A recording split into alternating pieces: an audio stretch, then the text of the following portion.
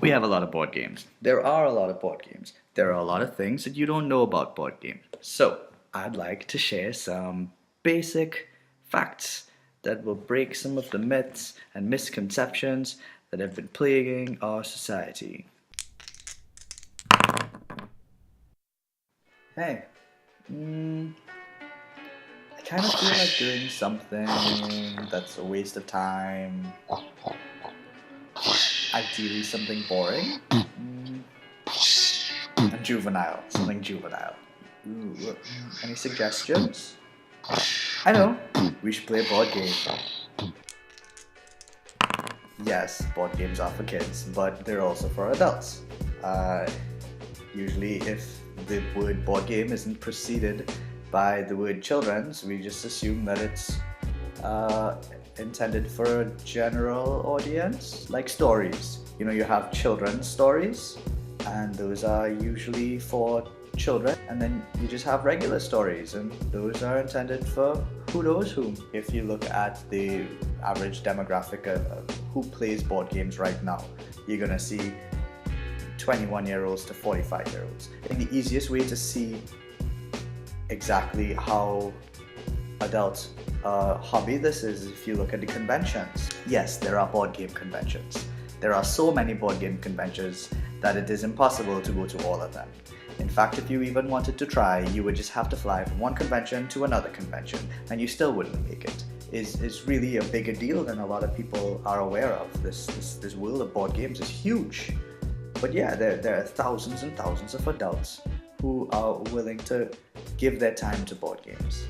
So if you take my word for it, now I guess the next question would be, well, why though? Okay, I believe you, thousands and thousands of adults do it, but why? What do you get from playing Monopoly all the time? No. BoardGameGeek.com, which is one of the biggest databases of board games on the internet, is freely available to everyone. It's a really good resource when you get into the hobby. They have over 80,000 games registered.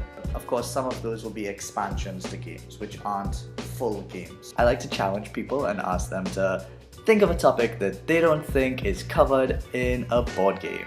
There is a game about everything. Games have been around for millennia, but it's only over the last decade or so that they really started to boom.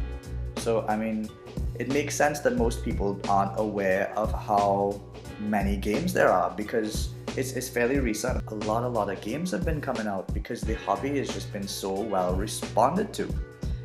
And like when games like Catan and Ticket to Ride came out, I mean, those can be found in basic stores in the US. Like you could probably pick those up in a Walmart or Barnes and Nobles. And right now is a really good time for board games. It's such a fresh new hobby that there's so much going on. It's also not too new, so like there are a lot of games for you to look back at.